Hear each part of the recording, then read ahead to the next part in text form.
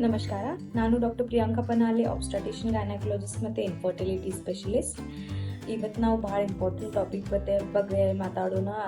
ಅಂದರೆ IUI ಏನಿರ್ತೈತಂತ. Last ವಿಡಿಯೋನಾಗ ನಾನು ಹೇಳೀನಿ IUI ಮತ್ತು IVF ನಲ್ಲಿ ಏನು ವ್ಯತ್ಯಾಸ, ಏನು ಡಿಫ್ರೆನ್ಸ್ ಇರ್ತೈತಂತ. ಎಲ್ಲರೂ ಮಿಸ್ಅಂಡರ್ಸ್ಟ್ಯಾಂಡಿಂಗ್ ಮಾಡ್ತಾರೆ, IUI IVF ಸೇಮೇ ಇರ್ತೈತಂತ.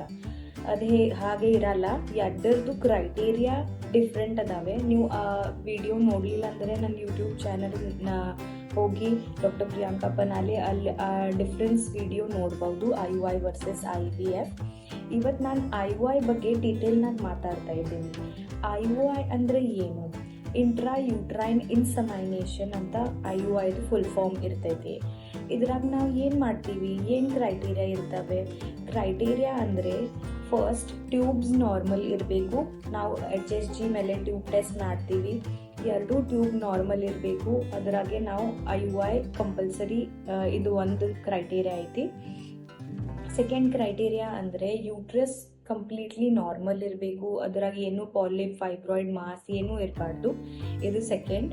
And third, semen count ಅಂದರೆ 20 ಮಿಲಿಯನ್ ಅಷ್ಟರೇ ಸೀಮನ್ ಕೌಂಟ್, ನಮ್ಮ ಸ್ಪರ್ಮ್ ಕೌಂಟ್ ಅಷ್ಟರೇ ಮಿನಿಮಮ್ ಇರಬೇಕು. 20 ಮಿಲಿಯನ್ 15 ಮಿಲಿಯನ್ಗಿಂತ ಕಮ್ಮಿ ಆದರೆ ನಾವು IVF ಮಾಡ್ತೀವಿ. ಮೇಲ್ ಕ್ರೈಟೇರಿಯಾನಾಗೆ ನಾವು ಭಾಳ ಇಂಪಾರ್ಟೆಂಟ್ ಕ್ರೈಟೇರಿಯಾ ಐತಿ ಇದು ಸೀಮನ್ ಕೌಂಟ್. ಯಾಕಂದರೆ ಸ್ಪರ್ಮ್ ಕೌಂಟ್ಸ್ ನಮಗೆ ಮಿನಿಮಮ್ 20 ಮಿಲಿಯನ್ ಕೌಂಟ್ ಬೇಕಾಗುತ್ತೆ IUI ಮಾಡೋಕ್ಕೆ. ಮತ್ತು ನಾವು ಇದು ಪ್ರೊಸೀಜರ್ ಹೇಗೆ ಮಾಡ್ತೀವಿ? ನಾವು ಪೀರಿಯಡ್ಸ್ ಸೆಕೆಂಡ್ ಡೇ ಪೇಷಂಟ್ಗೆ ಕರಿತೀವಿ. ಪೀರಿಯಡ್ ಸೆಕೆಂಡ್ ಡೇ ಒಂದು ಬೇಸ್ಲೈನ್ ಸ್ಕ್ಯಾನ್ ಮಾಡ್ತೀವಿ. ಆಗಾನ ನಾವು ಅವ್ರದ್ದು ಇಂಜೆಕ್ಷನ್ಸ್, ಟ್ಯಾಬ್ಲೆಟ್ಸ್ ಸ್ಟಾರ್ಟ್ ಮಾಡ್ತೀವಿ 5 ದಿನದ್ದು. 5 ಡೇಸ್ ಆದಮೇಲೆ ಗ್ರೋತ್ ಹೇಗಾಗ್ತಾ ಇದೆ, ಫಾಲಿಕಲ್ ಗ್ರೋತ್ ಹೇಗೆ ಆಗ್ತಾ ಇದೆ ಅದು ನೋಡ್ತೀವಿ. ಅದು ನೋಡೋಣ ಅಕಾರ್ಡಿಂಗ್ಲಿ ಡೇ 8, ಡೇ 10, ಡೇ 12 ಹಿಂಗೆ ಗ್ರೋತ್ ಅಬ್ಸರ್ವ್ ಮಾಡಿ, ಫಾಲಿಕ್ಯುಲರ್ ಸ್ಟಡಿ ಮಾಡಿ, ಓವ್ಯುಲೇಷನ್ ಸ್ಟಡಿ ಮಾಡಿ ನಾವು ಒಂದಿನ ಯಾವ ದಿನ ಫಾಲಿಕಲ್ 18 to 20 mm ಆಗುತ್ತೆ ಆ ದಿನ ಒಂದು ಟ್ರಿಗರ್ ಇಂಜೆಕ್ಷನ್ ಕೊಡ್ತೀವಿ. ಅದು ಟ್ರಿಗರ್ ಇಂಜೆಕ್ಷನ್ ಮೆಚೋರ್ ಫಾಲಿಕಲ್ಗೆ ಮೆಚೋರ್ ಮಾಡುತ್ತೆ ಮತ್ತು ಫಾಲಿಕಲ್ಗೆ ರಪ್ಚರ್ ಮಾಡುತ್ತೆ.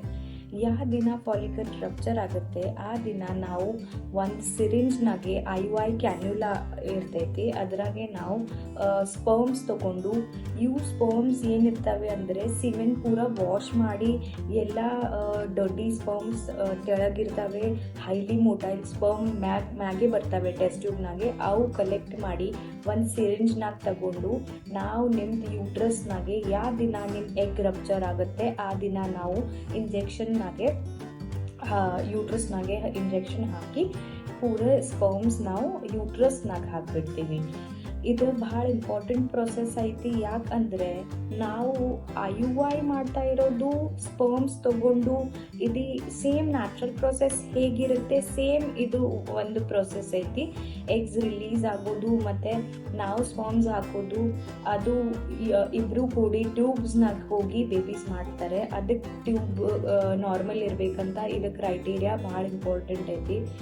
ಇದು ಅಂದರೆ IUI ಇರ್ತೈತಿ, ಇಂಟ್ರಾ ಯೂಟ್ರೈನ್ ಇನ್ಸಮೈನೇಷನ್. ಇಂಟ್ರಾ ಯೂಟ್ರೈನ್ ಅಂದರೆ ಯೂಟ್ರಸ್ ಒಳಗೆ, ಆ್ಯಂಡ್ ಇನ್ಸಮೈನೇಷನ್ ಅಂದರೆ ನಾನು ಸಿರಿಂಜ್ ತೊಗೊಂಡು ಹೈಲಿ ಮೊಟೈಲ್ ಸ್ಪರ್ಮ್ಸ್ ತೊಗೊಂಡು ನಿಮ್ಮ ಪೂರ ಯೂಟ್ರಸ್ನಾಗೆ ಒಳಗೆ ಹಾಕ್ತೀನಿ, ಅದಕ್ಕೆ ಇನ್ಸಮೈನೇಷನ್ ಅಂತಾರೆ.